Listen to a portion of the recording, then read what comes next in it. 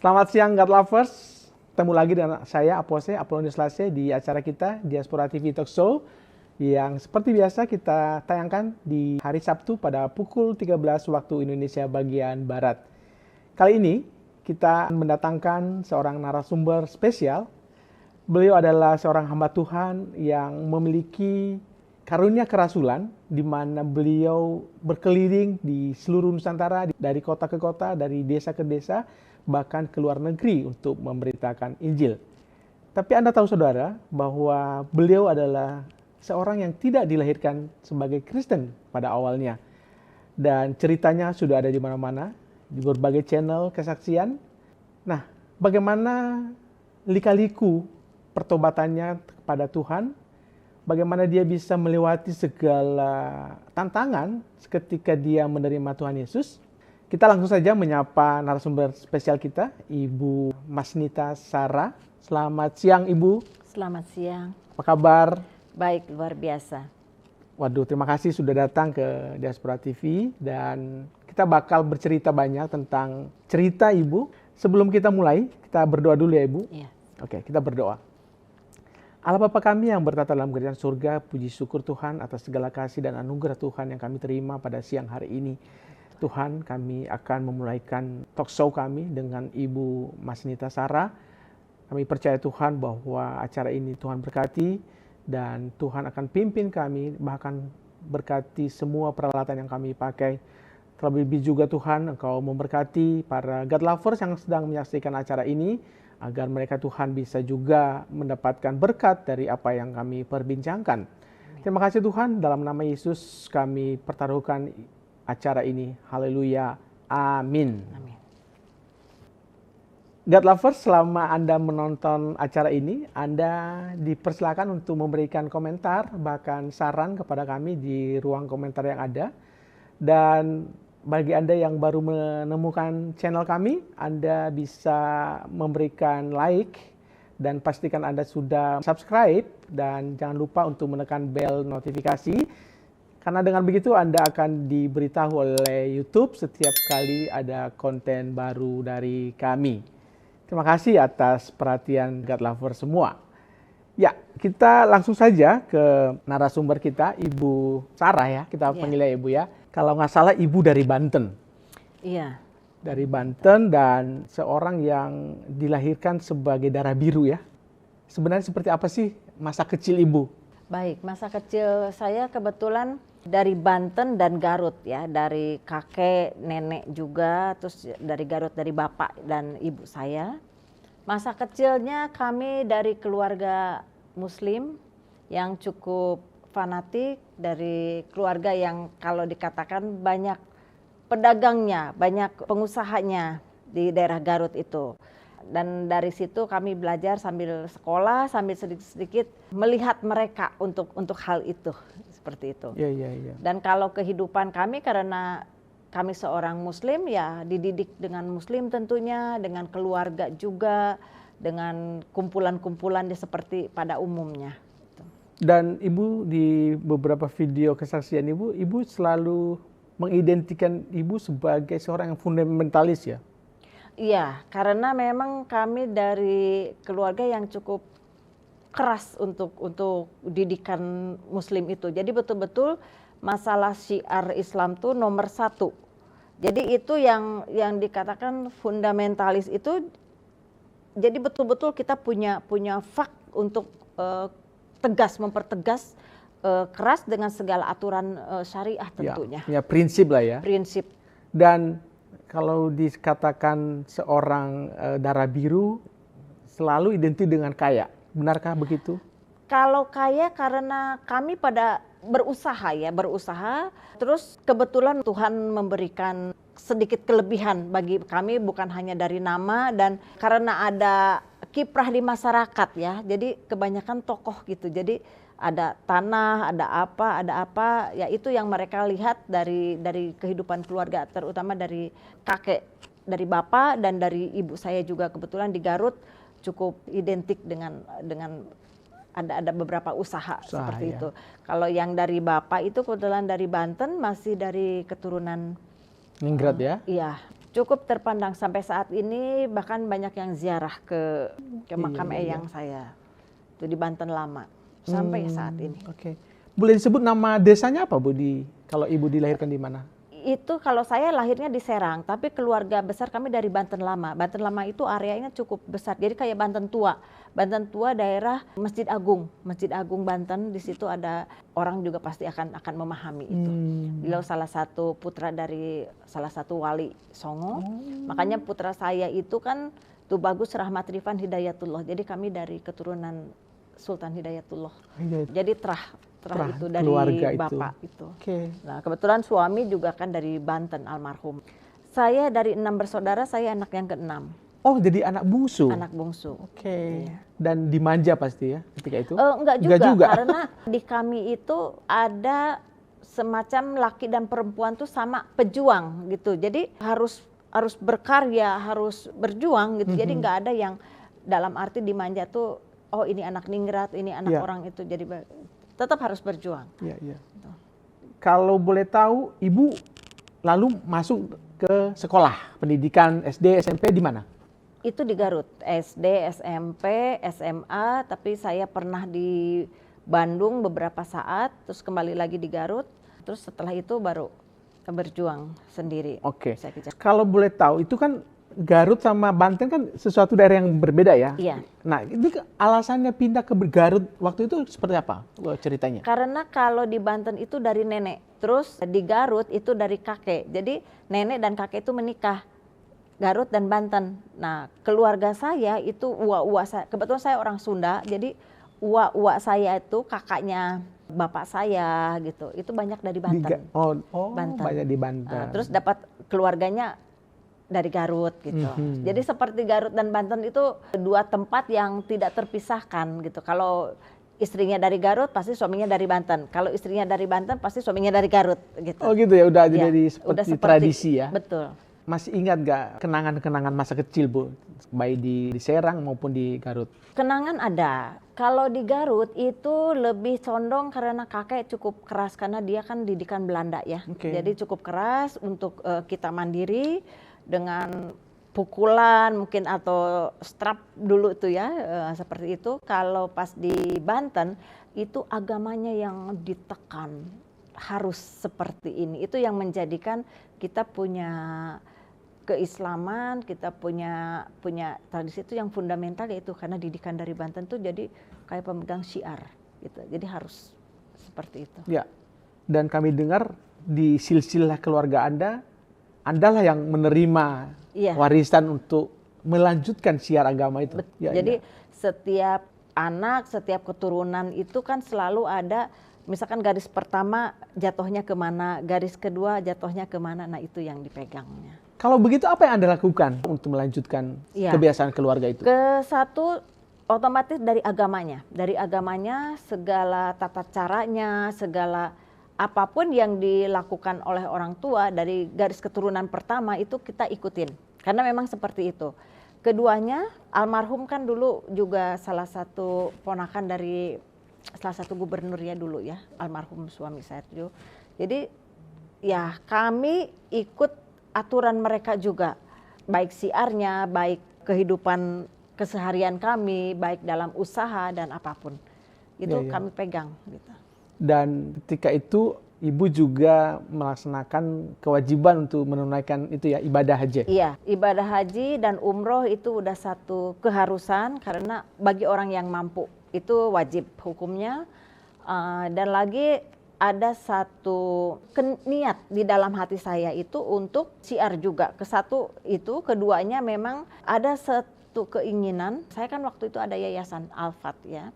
Ada satu keinginan untuk lebih berkembang lagi. Jadi di dalam yayasan itu, disitulah kiprah saya, baik secara agama maupun secara pengusaha. Koneksi usaha itu kan ada ya, di dalam agama itu pasti ada gitu. Kita kenalan-kenalan untuk menunjang kegiatan syiar kami. Tapi sesungguhnya waktu kecil Ibu itu punya cita-cita seperti apa? Di dunia sekuler ya ada. Saya cita-citanya senang berdagang, karena dari keluarga besar itu berdagang, apalagi dari ibu saya itu berdagang, jadi pengusaha lah seperti itu. Dan memang keinginan untuk dagang tuh lebih besar ketimbang untuk jadi karyawan, karena saya lebih suka berusaha daripada jadi di bawah orang gitu, jadi karyawan. Saya nggak begitu suka. Dan apapun saya lakukan yang penting halal tuh, dalam usaha apapun. Dan itu yang membuat Anda sudah terbiasa hingga tadi ada yayasan yang Al-Fat itu yang membawa nama Anda semakin dikenal orang, bahkan bisa berjejaring dimanapun. Betul. Nah, memutuskan untuk menikah. Bisa cerita nggak kapan dan siapa yang dipilih untuk menikah? Dulu namanya keluarga kan inginnya dikenalkan lagi dengan keluarga, kan seperti itu. Tapi kehidupan punya cerita lain. Nah, saya ketemu orang ini juga yang ternyata dari Trah Banten juga. Waktu itu saya salah satu kerja di perusahaan Singapura di Jakarta. Nah, beliau ini salah satu rekan dari bos waktu itu. Nah, beliau kerja di Seknek. Nah, dikenalkan, ya akhirnya kami menikah dengan usia yang memang cukup jauh. Dan ternyata suami saya itu almarhum masih dekat dengan ponakan dari salah satu gubernur dulu ya, zamannya Orba. Punya jejaring itu dan memiliki kemudahan-kemudahan lah. Iya. Terutama dalam bisnis barangkali. Dalam bisnis iya, dalam siar tentunya pasti ya. Dan dari pernikahan Anda lahir 4 anak. 4. Bisa cerita Bu tentang keempat anak Anda? Iya, yang pertama perempuan, sekarang sudah punya putra 1, anak 1 di Jerman. Menikah sama orang Indonesia yang udah stay di Jerman. Jadi waktu itu dia sekolahnya di Jerman, kuliah di Jerman. Itu juga ada ceritanya setelah sekian banyak yang saya hadapi di dalam hidup. Nah, Tuhan Yesus membawa anak saya pada sekolah keluar itu karena saya hands up gitu. Jadi yang pertama di Jerman, yang kedua yang laki-laki di Rusia, sekarang ada di Jakarta. Yang ketiga yang spesial Tuhan titipkan 1. Yang keempat keluarga masih di Garut sekarang. Oh gitu. Iya. Nah, tadi yang di Jerman sekarang sudah punya anak 1. Iya. Ini yang di Jerman. Namanya siapa, Bu? Ratu Ratna Juwita. Suaminya Ferdi. Nah, ini siapa? Foto siapa ini? Ini anak saya yang paling kecil. Yang paling kecil yang ada di Garut? Di Garut. Pada saat saya disidang di keluarga, ya beliau ini yang diambil sama keluarga. Karena kan saya mau dibunuh juga kan waktu itu sama kakak saya.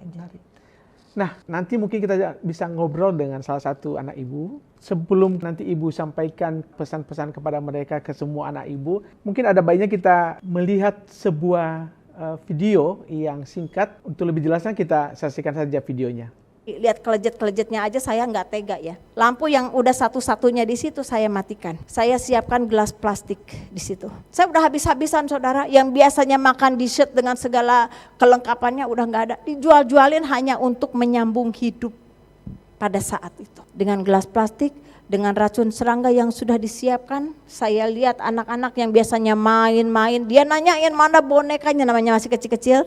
Mana mainannya, mana rumahnya. Saya bilang, ini tinggal di sini dulu. Ini rumah siapa? Ibu, saya diam. Ibu, ini rumah siapa? Kata anak yang sulung tuh. Rumah teman ibu, padahal kita rumah di situ. Mau kemana lagi? Rumahnya udah nggak ada. Tapi saya bilang ke anak-anak, ini rumah kita tinggal di sini dulu. Rumah teman tinggal di sini dulu. Pada saat di malam hari itu dalam kondisi gelap, saya sudah berniat mau membunuh diri dan anak-anak saya, saudara. Ini satu hal sampai hari ini saya tidak pernah lupa bagaimana dia suaranya, bagaimana dia datang ke saya. Dan ini satu hal yang berkah bagi saya.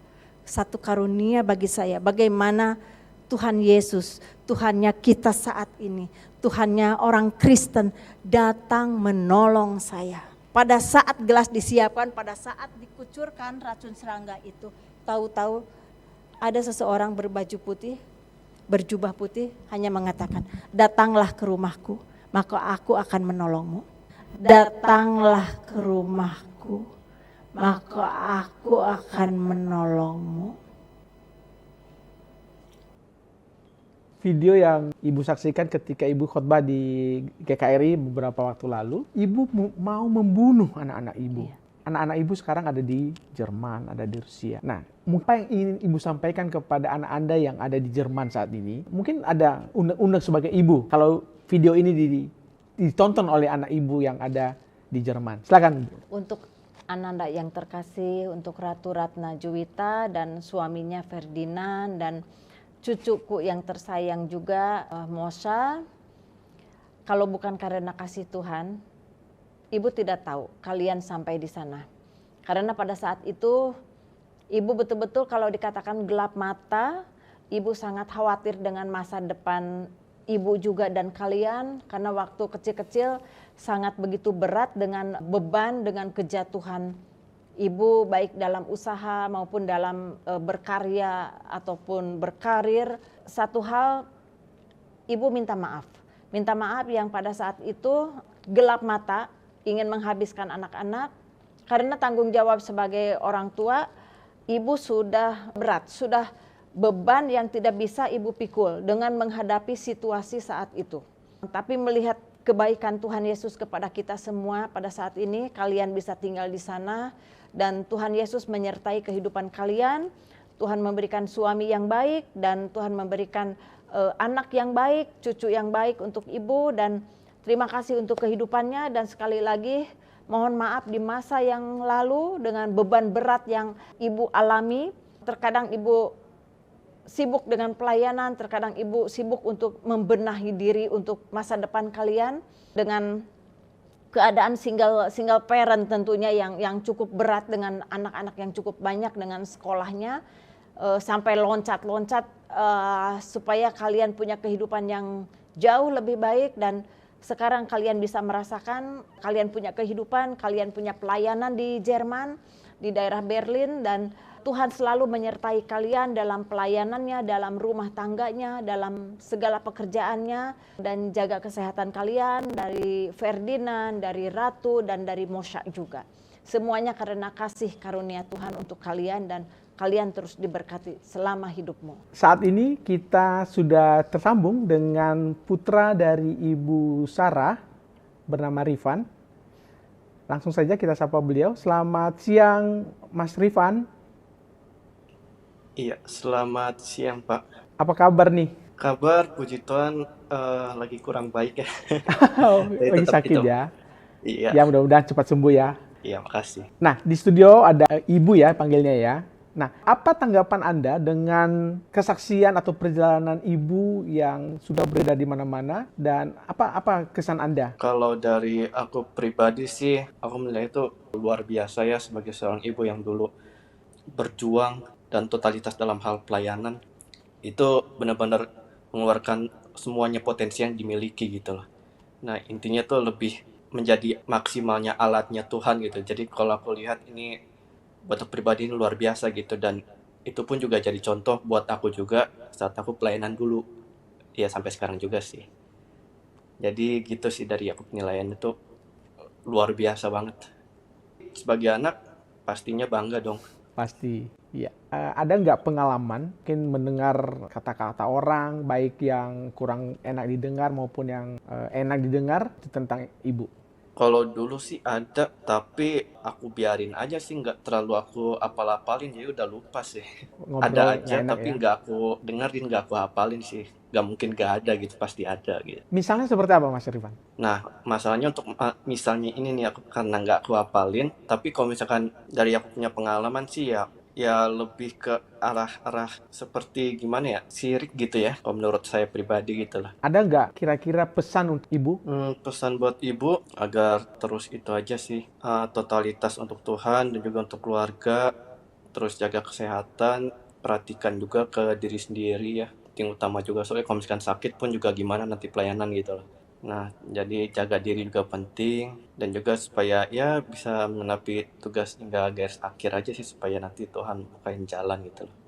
Saya pelayanan di salah satu gereja GBI ya, sebagai pemusik, praise and worship. Saya megang biola. Mungkin Ibu ada yang mau sampaikan sama anaknya? Ya, untuk anakku yang tercinta, Rifan, yang terus menopang ibunya dan adiknya yang sedang sakit juga, dan untuk keluarga, dia begitu tanggung jawab untuk kami. Dia berikan hidupnya untuk Tuhan, dan terus Tuhan jadikan dia anak yang berbakti pada orang tua, berbakti kepada ibunya, dan berbakti juga pada pelayanannya, pada Tuhannya. Dan saya terima kasih untuk anakku Rifan. Semoga Tuhan terus memberkati kehidupannya, masa depannya, diberikan jodoh yang baik, yang seturut dengan kehendak Tuhan, diberikan pekerjaan dan kelancaran dalam kehidupannya, dan Tuhan terus berkati dia pada pelayanannya. Itu yang menjadi keutamaan, dahulukan pelayanan untuk Tuhan. Itu, jaga kesehatan juga, semoga cepat sembuh sakitnya, nanti kita ketemu lagi secepatnya. Terima kasih Ivan doanya, Ibu juga doa yang terbaik untuk kamu. Amin. Ya, oke Rifan. Oke. Oke, terima kasih ya Rifan. Oke, sama-sama. Sampai ketemu ya Rifan, Tuhan berkati, semoga Oke. cepat sembuh juga ya. Ya, makasih. Tuhan Terima berkati kasih, juga. Tuhan berkati. Ya, itu tadi perbincangan dengan anak dari Ibu Sarah. Ya. Anak ibu ada satu di Garut. Iya. Dan dia pasti mengalami juga proses seperti apa yang dialami oleh kakaknya di Jerman, ya kan? Dan juga yang ada di Rusia, yang sekarang ada di Indonesia. Mungkin juga barangkali kalau Ratu Widya, dia sudah juga menikah, dia punya kehidupan sendiri, tapi lagi-lagi tidak ada mantan anak, tidak ada mantan ibu. Apa yang ibu ingin sampaikan kepada Ratu Widya saat ini? Terima kasih untuk putri ibu yang paling kecil, yang cantik, yang sekarang sudah punya anak juga yang tinggal di Garut. Sampai saat ini ibu belum pernah ketemu lagi denganmu, dengan suami dan cucu tentunya belum pernah melihat. Karena kita dipertemukan lagi setelah sekian tahun berpisah, dan pertemuan itu momen terindah pada saat kamu menikah di salah satu masjid di dekat kakak saya di Garut. Nah, momen itu sekaligus membahagiakan, sekaligus menyedihkan karena anak kembali menikah dengan atas nama saya sebagai ibunya dan almarhum papahnya. Tapi saat itu juga ibu harus melepaskan kamu untuk mengikuti suami karena ada pernikahan di situ. Dan ibu bersyukur punya besan yang bisa memahami, bisa mengerti dan bisa menerima ibu. Meskipun kami beda keyakinan, tapi tidak ada yang mustahil bagi Tuhan. Ibu tetap berdoa yang terbaik untuk kalian, untuk kehidupanmu, untuk usaha dan suami serta cucu ibu tentunya. Kalian terus diberkati, ada saatnya, suatu saat kita akan bertemu lagi. Setelah pandemi waktu itu kita tidak pernah ketemu, hanya terakhir waktu pernikahan itu, setelah itu kita tidak pernah ketemu lagi. Suatu saat Tuhan akan mempertemukan kita dengan lebih baik lagi. Nah, itu memang sudah lama tidak bertemu. Ya. Ada berapa tahun? Cukup lama karena dari waktu itu kecil.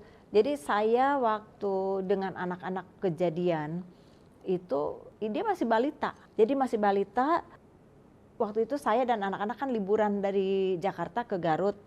Nah, pada saat liburan itu, anak-anak kan udah mulai, saya sedang mencari Tuhan Yesus waktu itu. Jadi pas di Garut itu kumpul, bukannya pas mau makan itu bismillah, tapi begini gitu. Nah, saudara-saudara saya kan banyak di Garut tuh aneh gitu. Kok ini anak-anak kenapa ya doanya begini gitu, nggak ada bismillah, nggak ada bagaimana. Nah, saya dipanggil waktu itu. Di situ yang di sidang itu? Nah, iya. Tapi sesungguhnya ibu kangen gak sih sama anakmu itu? Sebagai seorang ibu pasti kangen. Pasti sangat rindu dan saya sering menangis untuk dia. Sering. Bagaimanapun dia di kakak saya ada. Tapi seperti jauh. Tapi batin saya sebagai seorang ibu tuh menangis karena selalu ada. Karena anak-anak yang 3 ada di saya, yang 1 ada di kakak saya, bagaimana kehidupan dia, dan saya percaya di sana juga tidak terlantar, pasti diurusin. Tapi seorang ibu tuh beda. Misalnya kita kumpul, nah ini berjauhan, kondisi juga kalau dibilang terkadang ingin ketemu tapi HP-nya katanya lagi main lah, HP-nya sibuk lah, ini pokoknya ada hal yang tidak mengizinkan untuk terjadi calling atau pertemuan, selalu dihalangin. Seperti itu. Tapi ibu selalu berusaha untuk... Iya, berusaha. Sampai waktu itu juga saya sedikit ringkas, ada dari salah satu program sampai mereka turut ke Garut untuk mempertemukan untuk sekaligus untuk syuting, dan dipertemukan ada, tapi dia lagi di sekolah tapi udah diambil dengan yang lain gitu. Jadi kayak drama, dan itu betul-betul menyayat hati saya, dan anak juga waktu itu kan masih kecil, jadi seperti ada apa dengan kamera juga, jadi dia kaget, akhirnya dia dilindungin sama tukang andong atau apa orang-orang di situ, sampai akhirnya pas suatu saat ke sana lagi sekolahnya udah dipindah seperti itu. Ya. Saya harus menghadapi banyak hal. Kami memahami ya, hati seorang ibu pasti tidak mudah. Bagaimanapun darah dagingnya tetap menjadi bagian dari hidupnya. Iya. Nah, sejujurnya apa doa ibu buat anak-anak ibu ini? Doa saya untuk mereka semua ingin tetap hidup di dalam kasih Kristus. Meski yang paling kecil belum memahami itu, tapi saya selalu bawa dalam doa dan puasa, suatu saat Tuhan jamah dia. Apapun yang terjadi, kita tidak ada yang tahu ke depannya, karena saya rindu hidup di dalam kasih Kristus itu jauh lebih indah. Saya ingin selamat dengan anak-anak, saya ingin menyatu dengan anak-anak, saya ingin Natal bersama, ada satu kemelekatan antara ibu dan anak dan menantu cucu kita menyembah Kristus sama-sama, menyembah Tuhannya yang Allah penuh ajaib dan mujizat kepada kami. Hanya itu. Ya. Percaya kepada Tuhan Yesus itu satu dorongan dan satu doa sampai hari ini. Itu yang saya selipkan dalam doa. Ya, tidak ada yang mustahil bagi Tuhan. Tidak ada yang mustahil. Tadi di video bahwa Anda ternyata memang sudah berniat menghabisi nyawa anak-anak ini, termasuk diri sendiri, mau bunuh diri juga. Dan ini diawali karena tadi ibu cerita soal ibu punya yayasan dan ibu punya ambisius untuk membangun sebuah pusat siar agama ibu yang terdahulu. Ya. Dan itu tidak tanggung-tanggung, itu sangat besar sekali. Nah, apa hubungannya dengan ibu bunuh diri? Bisa cerita, Bu? Itu bentuk dari akhir dari segala obsesi yang tidak terjadi, akhir daripada satu ekspektasi yang tidak terjadi, yang akhirnya datang kehancuran dan bangkrut, dan dana cukup banyak yang keluar. Saya sendiri pun tidak tanggung-tanggung untuk melakukan satu bangunan Islamic Center, juga butuh dana yang menguras banyak hal, dan saya tidak pernah berpikir dan tidak ada konsep untuk kejatuhan, untuk bangkrut. Yang ada satu ambisi, satu dorongan bahwa ini semua akan berhasil. Dan itu ada semacam ambisius di dalam diri, di mana kalau seseorang punya kedudukan, punya uang, seolah-olah semua bisa diatur ya. Apalagi dengan email-email bahwa Tuhan tuh selalu menolong. Karena saya sedang mengerjakan satu proyek besar dengan nuansa yang satu itu, pasti ada timbal baliknya karena pahala ya. Jadi saya juga mengejar pahala, apalagi kalau bisa, kalau bisa ikut yang mayoritas gitu. Karena salah satu tongkat daripada siar dan saya pribadi, saya tidak begitu suka dengan orang Kristen. Saya tidak suka dengan Yesus, bahkan benci sekali. Jadi kalau bisa, apalagi saya orang Sunda yang kekeh kokoh itu menerima Yesus itu susah ya. Dan itu saya punya cerita Tanah Pasundan itu cukup kuat gitu untuk satu hal yang kita ada. Tanah Pasundan tuh kalau orang Sunda tuh ada semacam bukan kesombongan ya, tapi saya ini orang Sunda gitu. Jadi garis keturunan itu seperti itu, kami ada kebanggaan. Kuat. Ada kebanggaan, betul. Ada satu kebanggaan, apalagi kalau misalkan syukur-syukur se-Jawa Barat, se-Pasundan tuh jadi orang Muslim semua gitu kan. Itu salah satu syiar, pastikan Allah juga mengizinkan atau meridhoi kan, seperti itu. Saya tidak pernah berpikir untuk kejatuhan, untuk bangkrut. Jadi kayak gambling, saya taruh semua kekayaan saya beranikan sampai pinjam-pinjam uang. Karena ini satu proyek yang menggiurkan. Kalau proyek besar dengan kita menggandeng investor, apalagi investor dari Timur Tengah, tentunya orang juga udah tahu negara mana yang dituju kan. Nah, investor juga kalau mau memberikan dananya kan lihat dulu, paling tidak kalau dagang itu harus ada mejanya, kita kan harus modal itu. Nah, modal master plan juga tidak murah pada saat itu.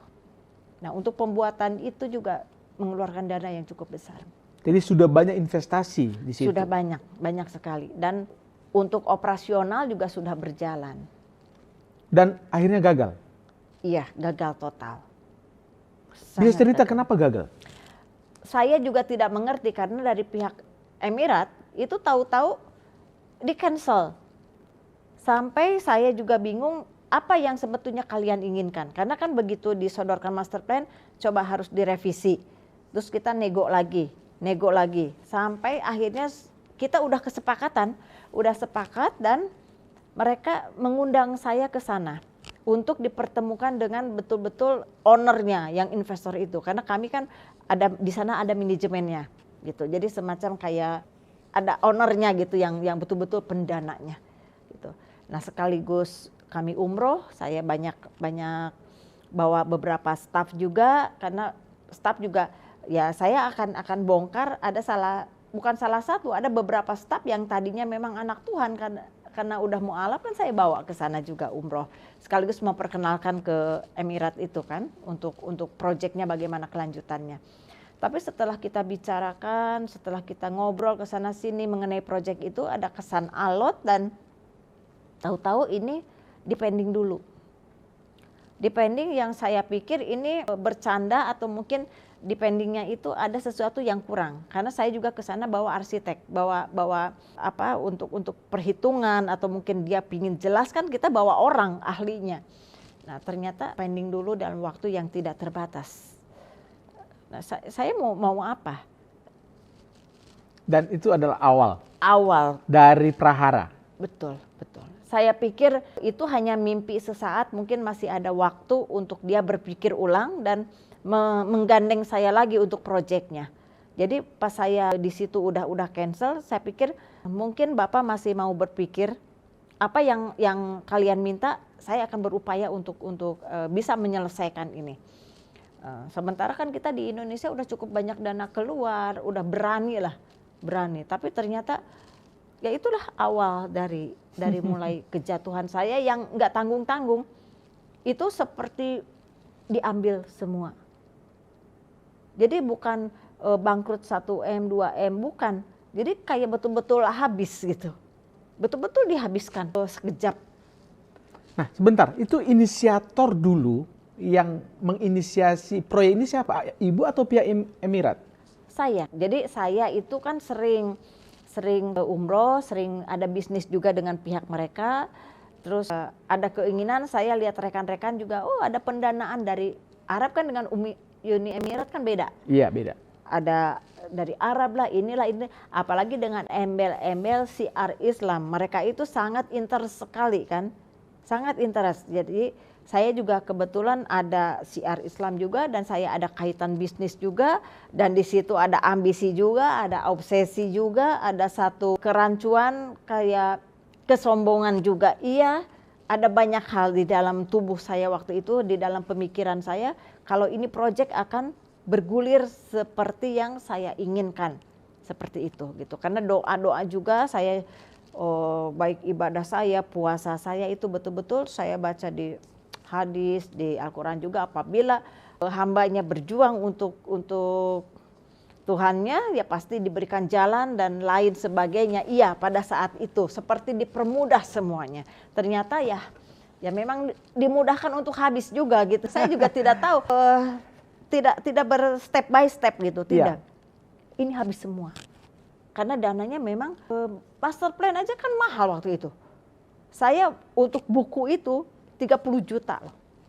Tahun 2002 buat itu hanya bukunya aja, belum bayar arsiteknya, belum bikin item-item gedung. Itu kan bikin rumah sakit aja kita bayar MARS, manajemen anggaran rumah sakit, untuk menghitung berapa M dulu itu.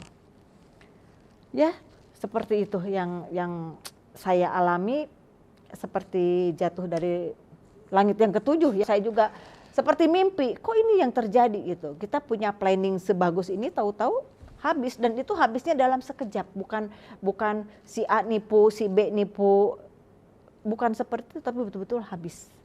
Itu saya juga nggak habis pikir kayak gitu. Nah, tetapi saat itu apa kata suami? Suami waktu itu udah meninggal. Oke. Jadi beliau meninggal itu karena ada komplikasi juga, sakit, terus meninggalkan banyak peninggalan, aset-aset juga, bisnis juga. Itu anak-anak di umur berapa? Anak-anak itu di umur 6 tahun 7 tahun lah masuk ke situ. Jadi kecil-kecil sekali. Gitu. Kami dengar sedikit di kesaksian Ibu, ini klarifikasi juga kalau benar atau tidak. Ibu mengatakan bahwa Ibu saat dengan almarhum juga mendapat perlakuan yang kurang baik. Iya, jadi dia punya, tidak semua suami itu ada hal yang baik ya, ada juga yang tidak baiknya. Dan saya harus dengan kesabaran, itulah prahara rumah tangga ya. Saya pernah mengalami KDRT, saya pernah mengalami juga di poligami pada saat itu. Jadi saya sudah complicated, saya udah menghadapi di sisi-sisi itu. Jadi bagi saya juga tidak bisa protes karena kan mengizinkan sampai 4 Diperbolehkan. dan diperbolehkan, apalagi mampu, punya jabatan, punya kekayaan gitu, dan boleh. Jadi mau bicara apa gitu. Kan ada hadis juga, diizinin nggak diizinin kan harus mengiyakan. Jadi mau bicara apa lagi gitu. Iya, memang sudah aturannya seperti itu. Sudah aturannya, jadi kita tidak bisa berontak, mau apa juga nggak bisa. Jadi waktu tahu poligami itu setelah anak saya yang ketiga sakit di rumah sakit. Nah, saya juga tidak tahu ada wanita muda dengan pria waktu itu dan bawa anak kecil. Oh, tanpa setahu Ibu? Tidak tahu, tapi dia tahu saya kan otomatis ya. Saya tidak tahu siapa dia, saya pikir itu suami istri dengan anaknya gitu. Ya tapi ternyata itu istri mudanya. Setelah sekian beberapa waktu akhirnya kan harus terbongkar. Karena bagaimanapun suami kan sering di saya. Dia sering keluar kota tugas, namanya pejabat kan sering tugas keluar kota ini itu. Dan saya percaya aja, tapi mungkin ada saatnya harus terbuka kan. Akhirnya saya tahu, oh ternyata anak kecil itu anak suami saya. Jadi ini siapa? Oh ternyata itu yang laki itu adeknya gitu. Nah ini perempuan siapa? Ternyata itu istri muda. Jadi lah kayak dongeng gitu. Saya juga agak berat, saya stres juga. Sementara saya berjuang untuk anak banyak ya, untuk usaha juga gitu. Karena bantu suami gitu. Jadi udah banyak hal saya menghadapi itu. Tapi saya harus tegar karena satu sisi saya harus mengkondisikan saya harus kuat sebagai istri. Karena kalau di pengajian atau apa, apalagi saya seorang ketua di situ gitu, seperti tidak ada apa-apa. Karena mau ngomong apa, orang suami kan yang nikah lagi, yang poligami bukan situ aja, kan banyak yang lain juga. Kan berarti bukan saya saja dan saya harus tegar menghadapi ini. Terima gitu. aja? Ya terima saja dengan terpaksa, mau apa lagi. Nah sampai pada akhirnya saya juga sudah tidak tahan dan perlakuan semakin kasar. Setelah ketahuan itu perlakuan dia semakin kasar. Nah, ke satu itu, keduanya mungkin ada permasalahan di antara rumah tangga mereka, dilimpahkan kan ke saya. Jadi banyak hal yang seperti itu. Jadi setelah ketahuan baru dia KDRT lebih lagi gitu. Iya. Dan Tuhan izinkan beliau sakit dan dia berpulang. Iya. Jadi waktu itu saya sudah tidak tahan dan saya minta izin untuk cerai juga. Meskipun dia berat tidak mau menceraikan, tapi saya tetap minta sampai akhirnya. Oh, sempat bercerai? Sempat. Terus saya serahkan dia ke istri mudanya. Silahkan kalian urus ini semua. Saya mau ngurus saya dengan anak-anak. Saya mau hidup dengan anak-anak. Nah, dia sakit di istri mudanya.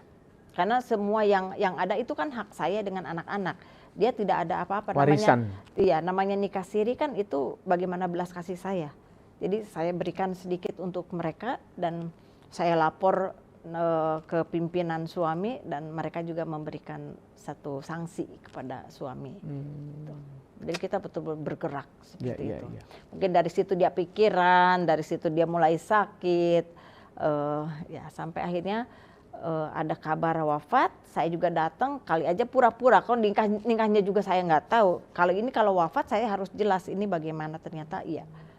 Saya bilang tolong buka dulu kafannya, saya mau liatin, ini pasti ini suami udah meninggal beneran apa bagaimana gitu. Itu lihat ya memang benar. Terus kata yang muda, silakan ibu mau dibawa teman, oh enggak kalian beresin aja, saya nggak mau beresin apa-apa. Gitu. Ya, bagaimana Anda menjelaskan kepada anak-anak ketika itu?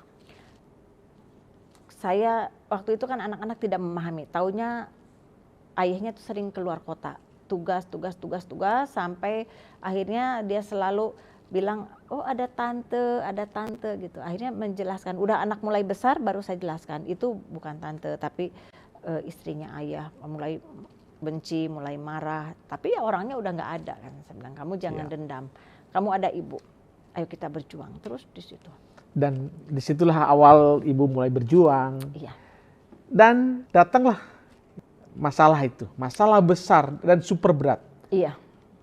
Bagaimana Anda menghadapi itu? Menghadapinya saya lebih besar daripada yang dulu. Kalau yang dulu waktu kejadian dengan almarhum itu karena kekayaan masih ada, saya pegang peranan di situ. Tapi kalau yang kedua ini dengan Islamic Centernya yang gagal, hilang semua, itu betul-betul shock saya. Jadi tinggal sisa anak karena saya pertaruhkan semua. Saya percaya kepada instruksi daripada Allah saya dulu kan. Saya percaya dia kan. Jadi saya betul-betul bukan meninfakkan ya, memberikan dana saya, memberikan hidup saya itu untuk syiar. Tapi ya kan nggak nyangka akan seperti ini jadinya. Islamic Center gagal. Gagal. Utang Di mana-mana. Itu otomatis kalau pengusaha itu kan gampang cari uang ya. Kita banyak dipercaya orang. Beruntung ada harta yang disisain oleh suami. Iya, jadi dipakai untuk Bayar itu semua. Semua dipakai untuk proyek, pakai bayar semua sampai habis, tidak ada apa-apa lagi. Rumahnya itu dulu di mana, Bu, kalau boleh tahu? Itu ada, saya di Cijantung ada, di Depok juga ada, dan harus lepas. Tak bersisa? Tak bersisa, sampai saya tinggal di rumah petak. Itu di kampung, salah satu kampung. Bagaimana kalau Anda mengingat itu sekarang? Saya kalau mengingat itu bergidik ya, saya bisa melewati itu dan bisa hidup di dalam zamannya itu dengan segala kepahitan, serasa mimpi. Serasa mimpi yang tidak pernah saya rencanakan. Jadi sangat berat untuk saya bisa tinggal di rumah petak dengan serba tidak ada, tinggal di kampung orang yang jauh dari mana-mana supaya mereka tidak melihat siapa saya. Jadi saya ngumpat benar-benar, keluarga juga tidak tahu saya di mana karena betul-betul sembunyi. Dari orang yang biasa memberikan bersedekah yang banyak, kita biasa hiruk pikuk dengan orang-orang dengan pertemuan yang katakanlah kalau sekarang sosialita lah seperti itu ya. Dengan kondisi saat itu hancur untuk saya, hancur sejadi-jadinya itu. Itu titik kelam kehidupan saya, kejatuhan saya. Dan puncaknya ketika uang tersisa 15.000. Iya. Bisa cerita, Bu? Nah itu saya untuk mempertahankan hidup saya itu semua kan bisa saya jual-jualin. Yang dari segram 2 gram saya jualin untuk makan, untuk bayar rumah petak itu. Sampai baju-baju muslim yang bagus itu saya jual ke tukang loak hanya untuk bisa bertahan hidup dengan anak-anak. Sampai yang terakhir 15.000 itu. Dengan uang ini saya apa yang bisa saya lakukan? Saya sudah tidak sanggup. Ada kegelapan di dalam mata saya untuk ke depannya. Bagaimana untuk anak-anak saya? Saya udah letih. Dan betul-betul rekanan, teman saya itu hilang semua pada saat itu. Bahkan uang saya yang di luar pun ditagih nggak bisa. Biasa warawiri naik mobil, sekarang jalan kaki. Orang udah pada nutup pintu. Nggak ada yang mau berteman, mereka pada lari semua, nggak tahu, nggak ngerti saya juga bisa pada pergi begitu. Dan ada rasa, mungkin ini saatnya saya harus mundur. Ya, akhirnya saya beli racun serangga, saya tidak berpikir panjang apa-apa. Saya harus hidup dengan anak dengan kondisi seperti ini atau saya harus mati. Mungkin ini akan menyelesaikan segalanya. Orang kalau sudah hopeless ya, sudah puncaknya kekecewaan, ya itulah. Bahkan Ibu berjanji untuk tidak mau sholat lagi. Iya. Saking kecewanya. Saking kecewanya, karena semuanya kehidupan saya, kekayaan saya kan untuk berjuang, untuk syiar, bukan untuk saya. Bukan notabene untuk nama saya, tapi untuk syiar gitu. Otomatis kan untuk Tuhan saya waktu itu. Tapi ternyata inilah balasannya. Jadi ada semacam kemarahan, kecewa. Kalau tahu gini kan nggak mungkin dong saya juga bikin-bikin begini untuk apa? Buang waktu, buang tenaga, buang duit, iya. Nah pada saat itu juga banyak juga yang saya dikerjain orang juga kan, itu dalam hal-hal seperti itu tuh banyak sekali. Sampai akhirnya ya saya memutuskan beli racun serangga itu. Nah, setelah si bapaknya anak-anak meninggal itu, posisi ibu kan udah bercerai ya ketika itu ya. Dan apakah nggak ada rencana juga waktu itu untuk mencari suami? Enggak, karena saya pikir anak-anak masih kecil-kecil. Jadi saya lebih condong untuk membesarkan anak-anak ketimbang mencari suami. Karena apa? Kita kalau udah harta banyak mau cari suami, otomatis kalau perempuan cari suami yang di atasnya dong. Nggak mungkin yang nebeng kan begitu. Jadi di satu sisi saya punya tanggung jawab sebagai ibu untuk anak-anak yang masih kecil. Keduanya saya lebih ambisius untuk berkaya, berkarir. Nah karya-karya saya untuk syiar Islam itu jauh lebih besar gitu. Padahal dulu juga yang menawarkan ibaratnya jadi istri kedua kan boleh-boleh aja. Tapi sayanya yang tidak bersedia. Saya pernah mengalami jadi istri pertama, masa sekarang dilamar jadi istri kedua, ketiga dan sebagainya. Oh pernah ada. Ada banyak, karena di sana kan kalau ada janda sedikit kelihatan janda mentereng kan dengan alasannya menolong dan alasannya itu menunjang untuk syiar juga kan. Jadi harta, tahta dan jadi istri, nah, di mana kekayaannya itu diserahkan untuk suami, untuk syiar. Lah yang gitu mah banyak, apalagi janda kaya apa yang nggak diincer ya kalau bukan. Kalau bilang sayang ke anak ya anak kecil-kecil mana ada yang sayang. 4 biji kecil-kecil mana ada. Jadi saya logika juga gitu. Lebih baik saya berkarya untuk Tuhan saya dan saya syiar, disitulah rasa ambisius saya ada. Dan ada kepuasan di situ. Ada kepuasan. Karena ada janji. Iya, ada janji yang akhirnya ya mau apa janji-janji, tinggallah janji. Nah, malam kelam itu, di satu malam itu, ini anak-anak udah pada makan nggak malam itu? Jam berapa sih itu? Biasanya kita karena sudah tidak ada, kita mie instan dan bubur ya. Sampai saya kasih makan dia mereka itu seperti itu. Dan supaya banyak gitu. Biasanya kan saya sholat itu sekitar jam 3, setengah 3 tuh udah bangun. Sholat tahajud, sholat istihoroh, nangis-nangis lah, minta dibukakannya rezeki lah, semualah. Sampai nyambung sholat subuh. Tapi pada saat itu anak-anak cepat suruh tidur. Ya udah tengah malam, jam 2-an kurang tuh kan udah sepi namanya di kampung. Saya masih ingat itu rumah petak malah dekat sampah loh. Dekat pohon-pohon bambu, saya masih ingat itu. Karena ngumpet supaya orang gak ada yang tahu dan mereka tidak mengenal saya. Nah itulah pas malam kelam itu, pas saya mau bunuh diri itu. Rencana semula seperti apa sebenarnya? Rencananya itu saya meminumkan karena mereka suruh tidur terus saya nanti minumin satu persatu. Nah, saya tidak pernah berpikir kalau ia mati kan, kalau enggak kan gimana. Nah kalau misalkan obat serangganya juga cukup untuk kami. Kalau enggak kan gimana? Enggak pernah berpikir. Karena yang ada mati saya dan anak-anak. Sebagai seorang ibu sendirian, kalau saya mati, ntar anak siapa yang ngurus? Saya masih berpikir, masih berat ke anak. Ada rasa tidak tega. Tapi karena terpaksa, saya tidak punya masa depan untuk mereka. Tidak ada pilihan lain. Tidak ada. Besok seperti apa saya sudah tidak ada. Jadi surga neraka aja saya sudah tidak tertarik. Untuk percaya aja saya sudah tidak tertarik. Dan ini yang terakhir sholatnya juga. Ya sudah janji. Saya kalau udah ya. Kalau tidak. Dan saya sudah komitmen. Untuk apa? Ya. Dan disitulah kejadian yang kita katakan supranatural terjadi. Ya. Bisa cerita bagaimana Anda mendeskripsikan kejadian itu? Pasti kan ada sebagian orang yang tidak percaya juga itu kan di luar sana. Itu kan panggilan orang pasti beda-beda. Ya. Nah, Ibu sendiri ini di hadapan Tuhan, bagaimana Anda bisa menjelaskan itu? Ya. Saya pribadi saya menyatakan ini sampai hari ini itulah kuasanya Tuhan ya. Kuasanya Tuhan Yesus yang luar biasa, di mana dulu pengikutnya aja saya mualafkan. Saya malah benci dia. Tapi pada saat di titik nadiri itu, justru dia datang menolong saya.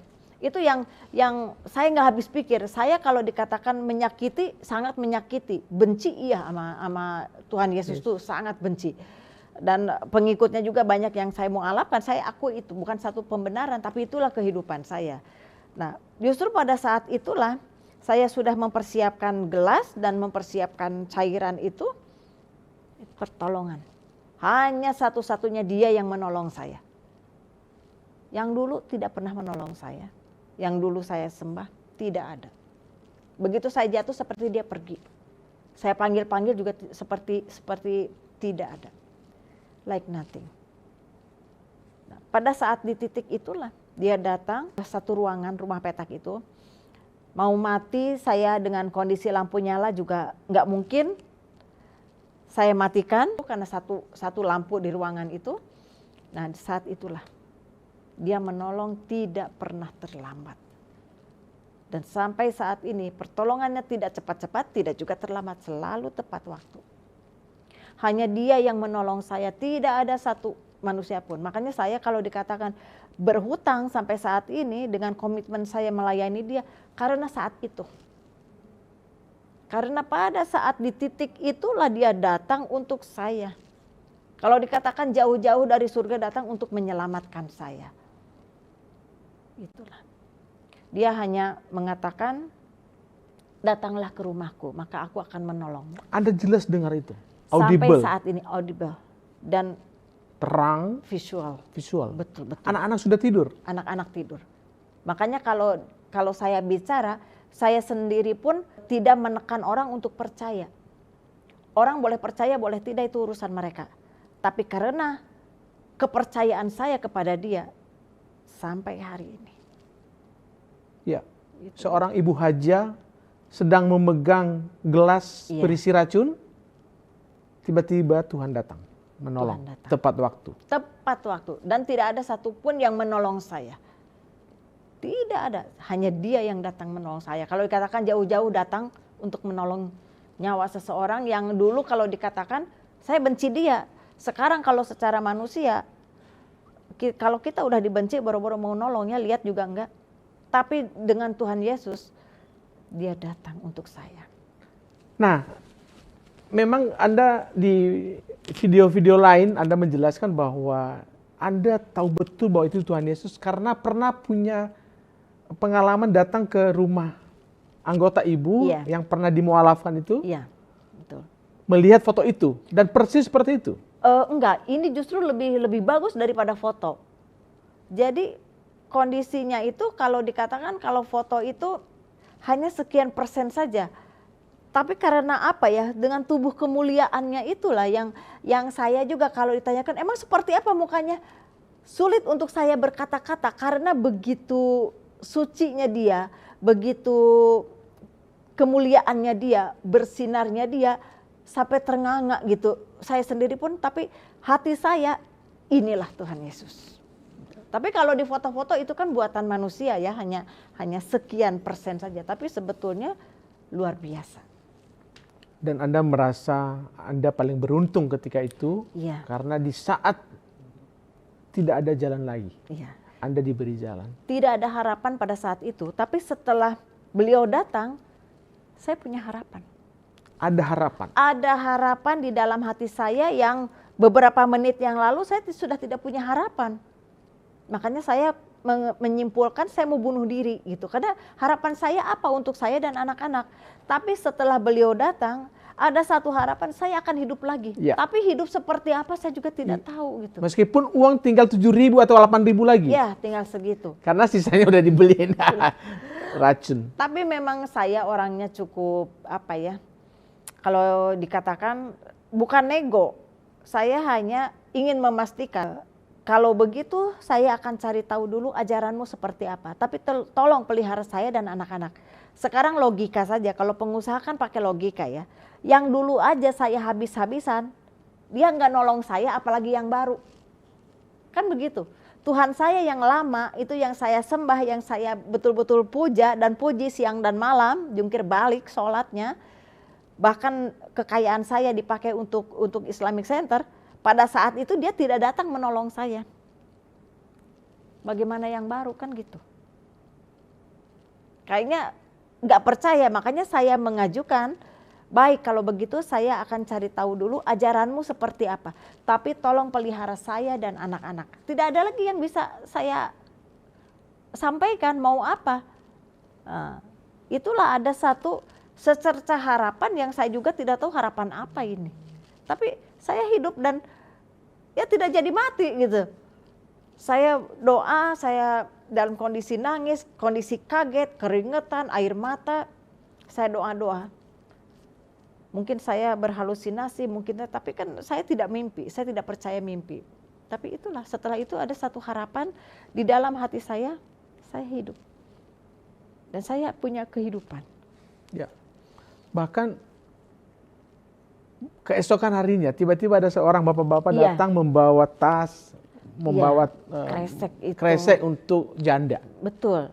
Ada hal lain lagi gak? Peristiwa-peristiwa supranatural yang ibu rasakan bahwa ini benar mujizat dari Tuhan. Oh, banyak sekali, banyak sekali. Di dalam kehidupan saya itu banyak sekali sampai hari ini. Bahkan belas kasih Tuhan tuh jauh melebihi kemampuan saya. Itu jadi ada banyak hal di mana Tuhan itu begitu sangat baik terhadap saya. Dengan segala mujizatnya, dengan segala hal yang tidak disangka-sangka, dia tetap menolong saya. Dalam membesarkan anak, otomatis perlu biaya besar, Tuhan menolong juga. Pada saat di titik saya tidak bisa menyekolahkan anak, sampai untuk kuliah harus ada dana sekian-sekian, saya sudah hidup dengan Tuhan waktu itu. Sampai akhirnya malah anak pada sekolah ke luar negeri. Padahal saya bukan pengusaha, bukan punya uang di rekening yang banyak. Bahkan saya betul-betul melayani Tuhan dengan segenap jiwa aja. Gitu.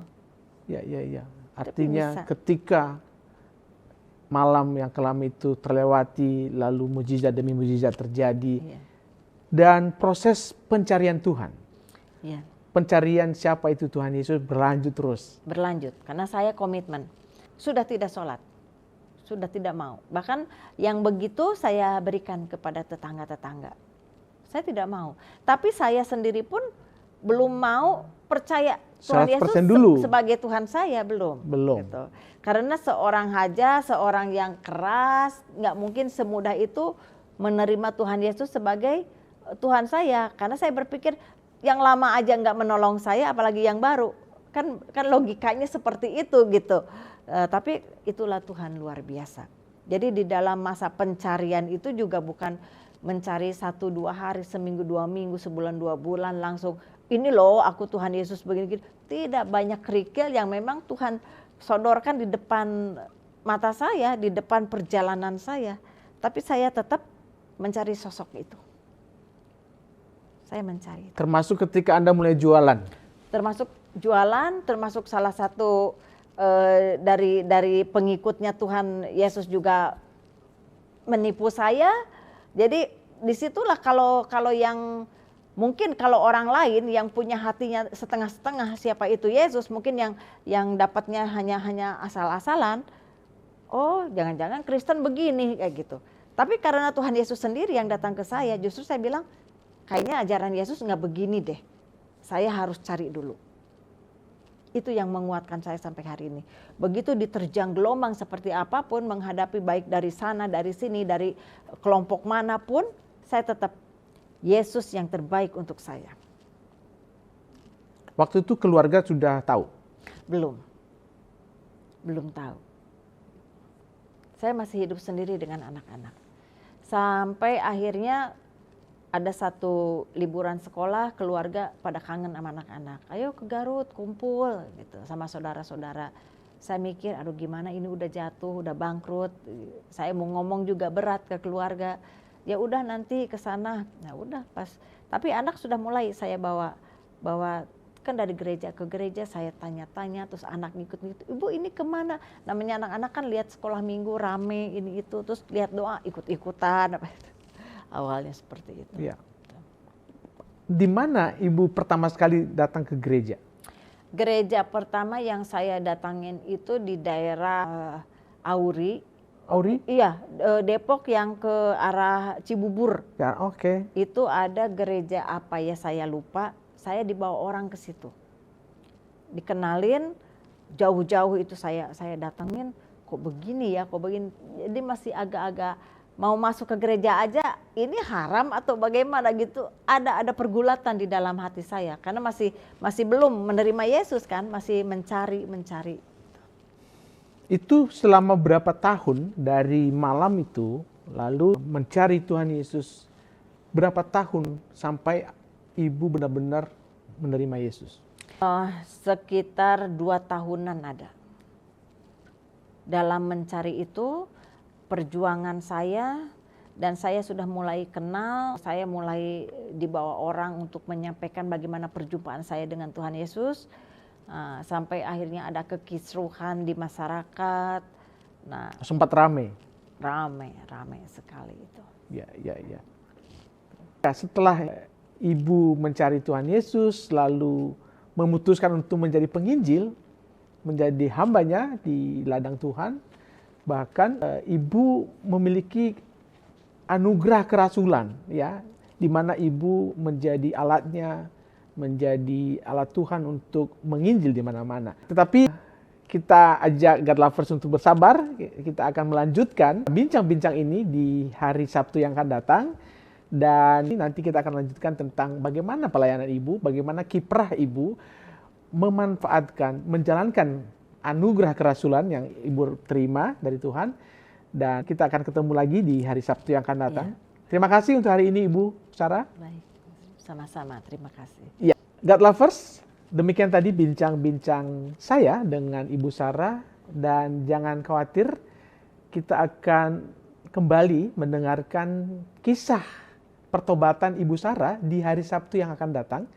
Dan saya berharap God Lovers semua bisa mengikutinya. Saya Apose bersama tim Diaspora TV pamit undur diri, sampai ketemu di hari Sabtu yang akan datang. Sampai jumpa, Tuhan Yesus memberkati.